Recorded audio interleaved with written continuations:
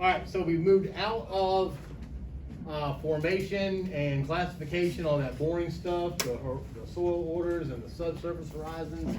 And now we're gonna move into kind of the physical space. We did texture, texture by feel. We talked about some of the particle sizes. And so now we're gonna talk about how those particle sizes and the way that they're distributed and kind of set on top of each other, how that influences water movement. So again, we're moving on that left side of that pie chart. We've determined bulk density and know that that's all that airspace. Now, some of that's gonna be filled up with water. I'm probably not gonna tell you anything you don't know, but just part of soils, you know, we have this polar compound, and it is attached to itself through hydrogen bonding. And so water moving through these pores is not going to be perfectly straight down, because if you remember, I talked about, we had those platy particles, and that water needs to travel like this, right? So it's not going to travel perfectly straight down. It will move and kind of, it might meander a little bit. And also something else that I was thinking about with this pores filled with air is that if you have a lot of water infiltrate your soil very quickly, where does the air go?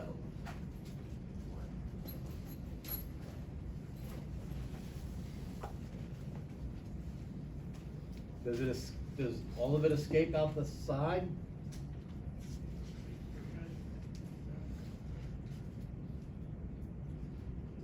Does it escape at all? So think about if you have a soil and you put a whole bunch of water on top of it, and it starts to infiltrate, and it meets that air pocket. What happens to it? Eventually there's enough pressure that kind of holds that water above the air.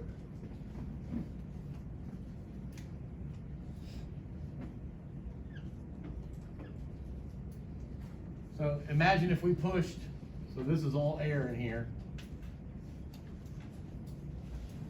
Imagine if we pushed all that air down at one time. There was enough water that kind of flooded this environment, pushed it all down. We would get this would now push all the air to the bottom, and we would have all this water in the top. So like air, like how much air is actually in the soil is going to influence where the water can and can't go, depending on how those pores are lined up. So as our pore size decrease with smaller particle size, so we have a more of a clay loam soil or a clay soil, our surface area is going to increase. And so clay is less than 2 microns. That's microscopic. But you have like 38 billion of them in this one little teaspoon, possibly, making up that's larger surface area. Because of that surface area and the way that those pores are set up, we can have capillary rise or capillary action, which is that movement against gravity.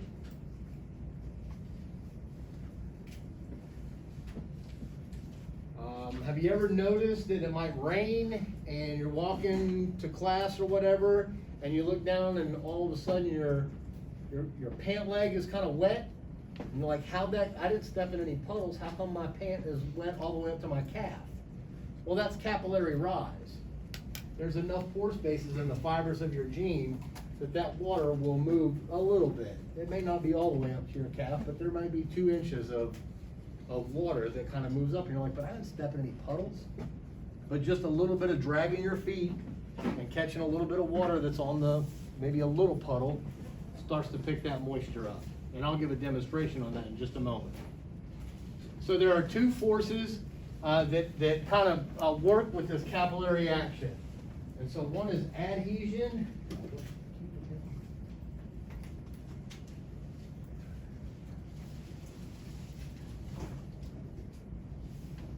When I think of adhesion, I'm thinking like tape, right? Adhesive tape. So unlike surfaces. And then cohesion is an adhesion to other water molecules, so that hydrogen bonding. So I'm thinking like I had this kind of sticky tape, and you can see here that this is adhesion to the side, maybe a glass tube, or our xylem, which carries water from the soil up to the plant and performs photosynthesis, because that's part of the photosynthetic equation, right? 6 carbon dioxides and 6 waters gives us glucose and oxygen.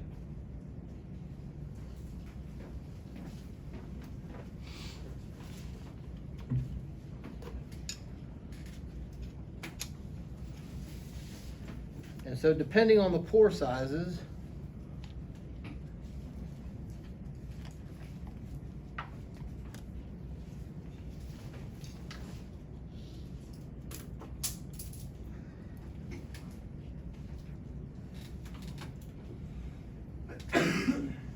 you can see the water start to rise up the sponge. And if I pour some in the front.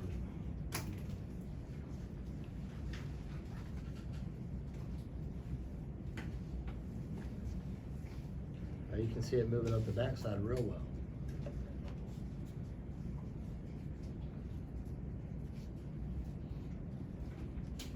And you'll see how that kind of moved up right in the center. Oh, I don't want to spill that on anyone. See how that's moving up over time? And sometimes it's right in the center, so it's not consistently. It's not perfect all the way up. We'll leave that there and see how long it takes for all that water to dissipate. So that's the capillary action, and those some of the pores inside that sponge are small, and some of the pores inside of it are large.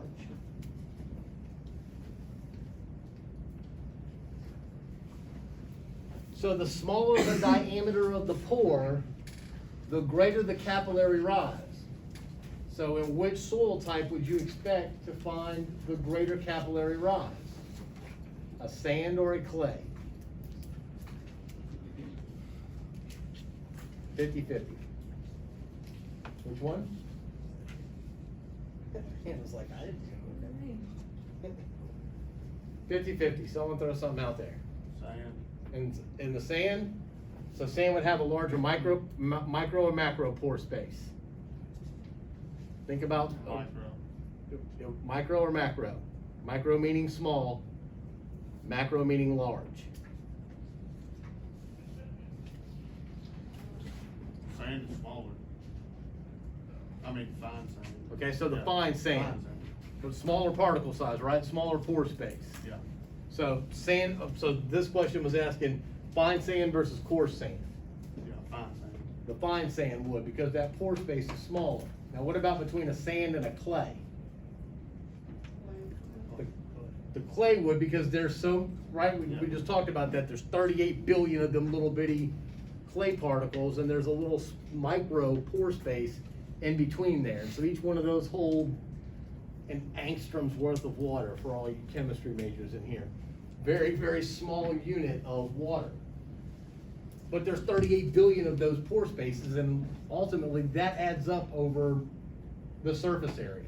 So a clay can have a greater capillary rise, and then also sponge.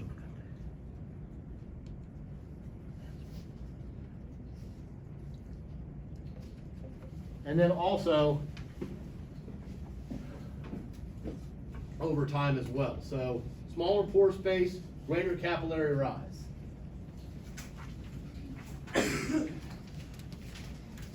Next is really going to be, so I guess in a sandy soil you would have some initial capillary rise, and that would go very quick because the water is going to fill all of that pore space through adhesion and cohesion. But at some point in time, the adhesion and cohesive forces in that sand are not going to be greater than that of gravity. So clays and silt loams, as we start to get, and y'all remember this from lab, that sand didn't take much water to wet it very well, right? But the clay did. You had to put a lot of water in that and mess it and knead it around, and then finally it was full. So clays can hold more water than sands can. That's why texture by feel is so important. You can walk up to a field and know whether or not they have at least good water holding capacity. And if they don't, well, then that's the reason why your plant dies, because there's no water. We have three terms that we use to describe the water potential in soils.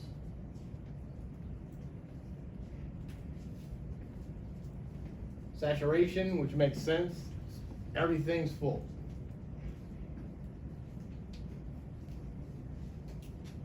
We measure that at 0 bars.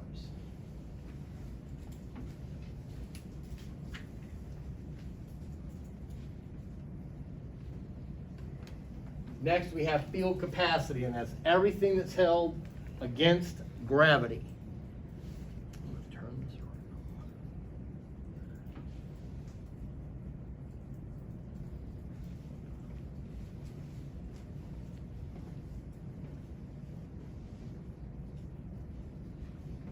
We measure that between negative 0.1 and negative 0.33 bars-ish, right?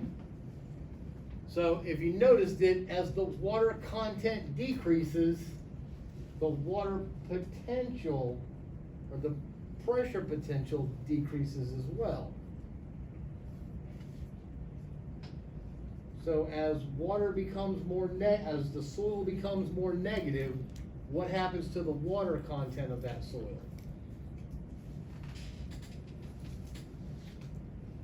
If the pressure continues to become negative, what happens to the water? Increases or decreases? We went from full up. We had full saturations, flooded. As we became more negative, where'd the water go? How much water is there? More or less than at saturation? Less. And so that as we reach permanent wilting point, as we become more negative, the water content becomes less.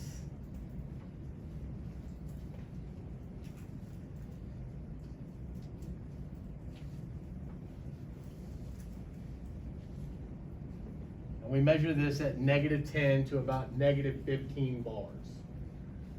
So at this point, there may be some water left held to the soil, but the plant can't get it. The matrix potential of the soil is greater than the kind of the sucking force of that plant in order to pull that water into its roots.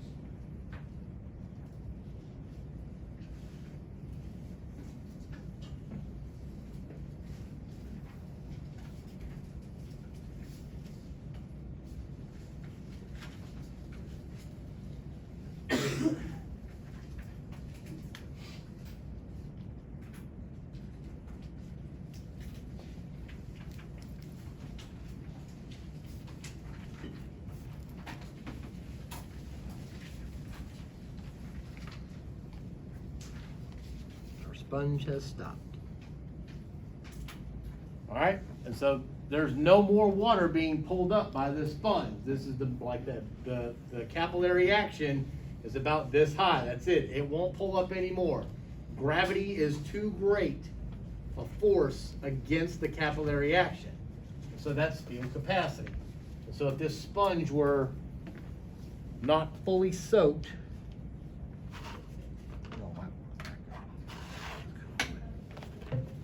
so the sponges that we used in lab, I'll let them dry over the week or whatever. And so there's still a little bit of water in here, but that's pretty dry, right?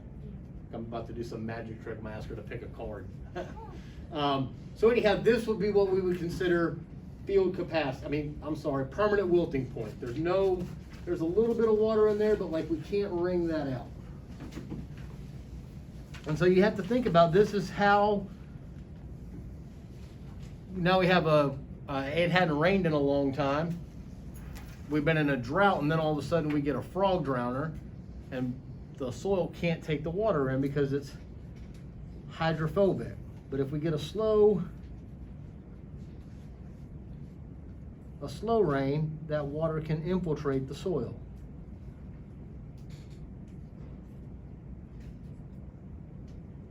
I'm doing this slow so that I don't get everybody wet. And you can see that this sponge is also starting to swell, so kind of like a clay.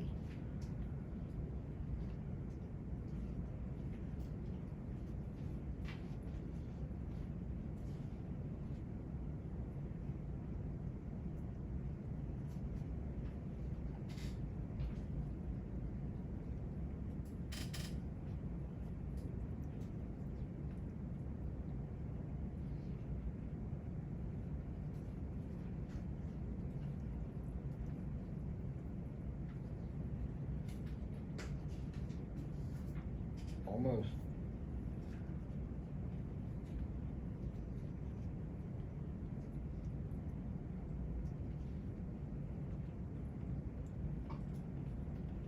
So as that water's moving through this sponge, that means it is saturated.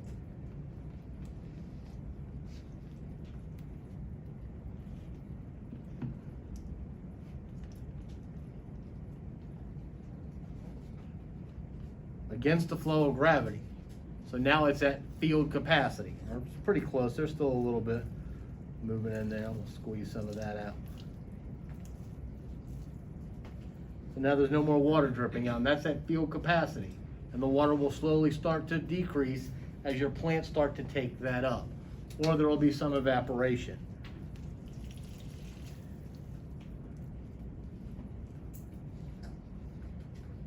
And then also, the depth of your soil is going to change that as well.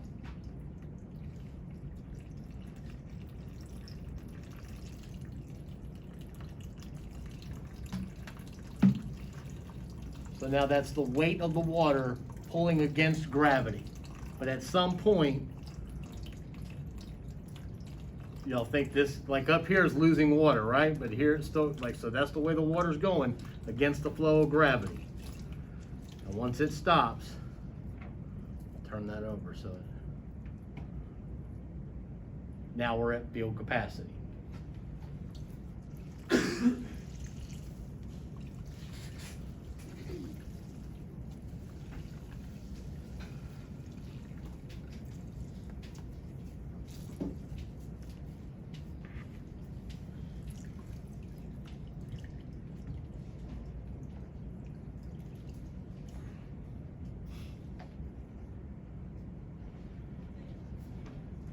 Now there's just a little bit of water left in that soil. So now we're getting closer to permanent wilting point. So as the water content decreased, we got more negative in bars. We're moving closer to permanent wilting point. Clean this mess up.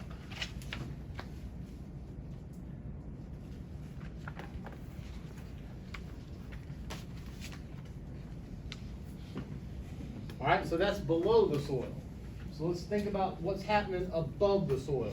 So water always wants to move from the area of greatest content to lowest content, or it is trying to move towards the more negative end of the spectrum. The outside air has a more negative potential at negative 100, that's bars. At negative 100 bars, so water is either going to move downward, or it's also trying to move back upwards. And that's how water moves into the plant. At the top of that tree, it's moving out. So at the top of that tree, that water potential, that pressure is negative 100 bars. So now we have two forces pulling against that water. Gravity is pulling it into the soil. And once it's in the soil, the plant is pulling it back out because of the pressure potential.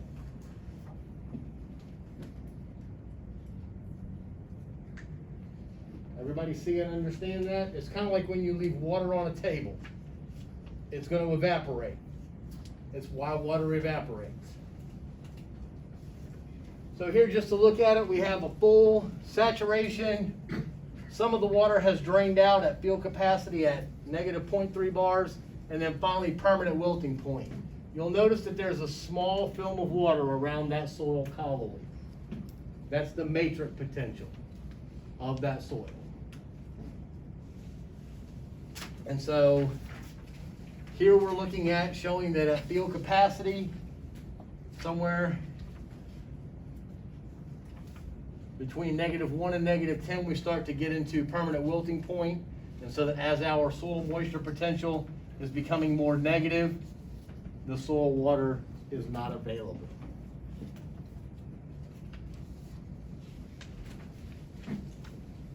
Because scientists love equations and symbols and Greek symbols and subscripts, there's an equation that they calculate how much actual water is there and what the potential is of that, and that's for a completely different discipline of soil science. So obviously T is gonna be for total. We have the gravimetric, which is when I filled this sponge up and the water that was coming through, that's the gravimetric that holds it against the flow of gravity.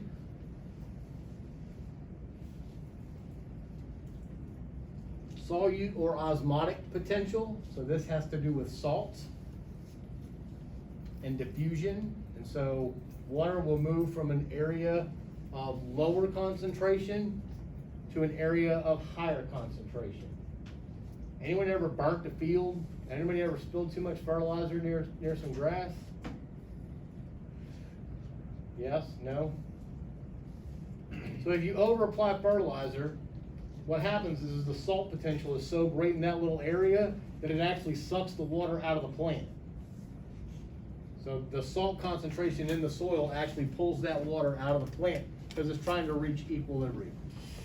That's what this symbol is indicating.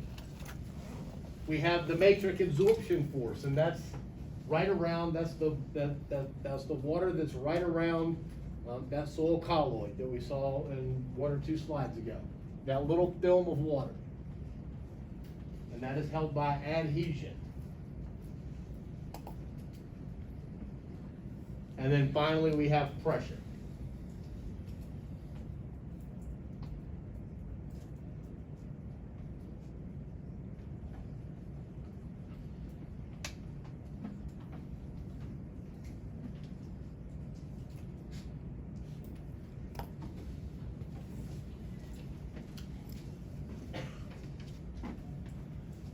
So anything less than saturation is going to be negative. That's that negative 0.1 bars.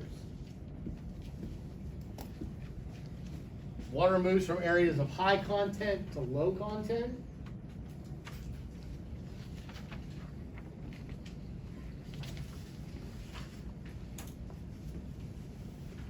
And then there are several different measurements for how we measure that. If you were to go into soil physics or something, we would be studying that type of thing, but we're not. So our gravimetric potential exerts a positive pulling force against the water moving downward. It forces the water to move downward. That was gravity pulling that water out of that sponge or soil profile.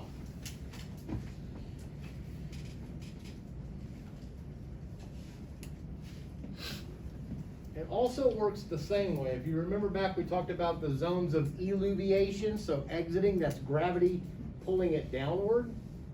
But also the same goes where we have a higher moisture content below, but it's drier above. And so that is why the water moved upward. So it can go up against gravity if the soil is drier above. So that's when the water table rises, the water will then move back up into the A horizon or up through the B horizon and into the A horizon and carry some of those nutrients with it. And so that's capillary action.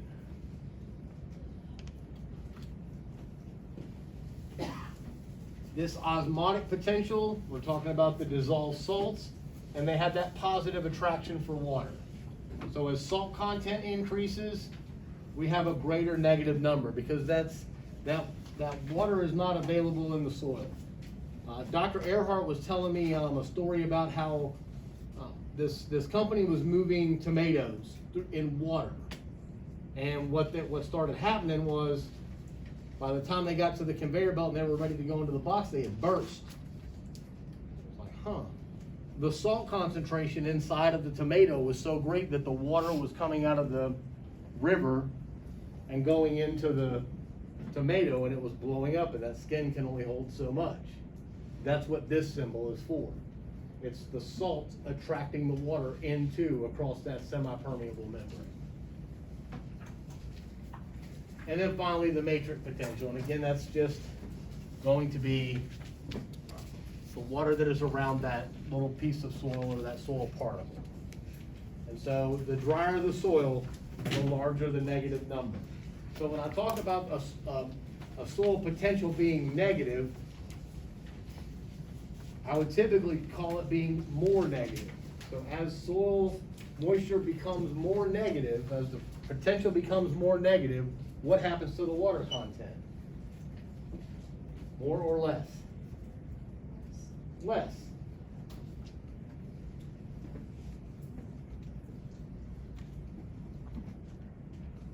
And then finally, pressure.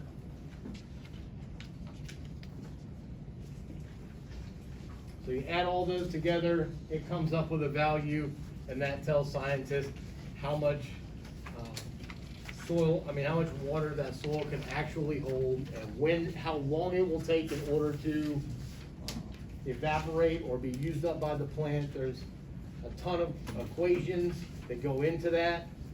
But for the most part, we just need to understand that there are about 5 forces that kind of play a role in how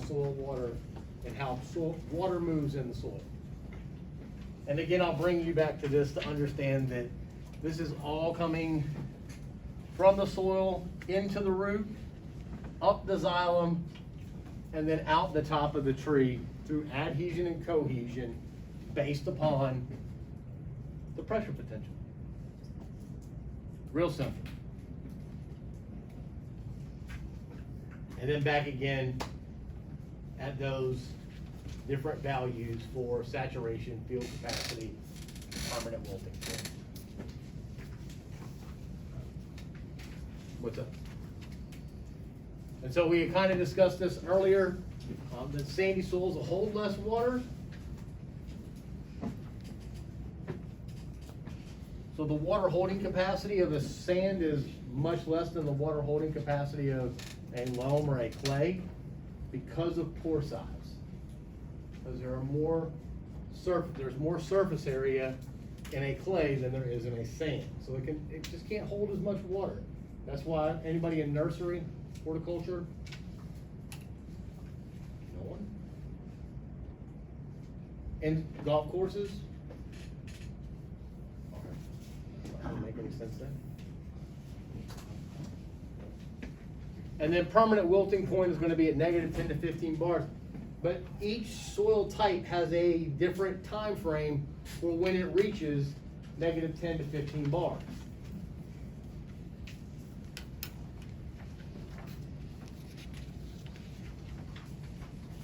And that permanent wilting point is the combination of all of those potentials. Y'all like y'all ready for lunch. We're gonna stop there. All right. That's all I got for today.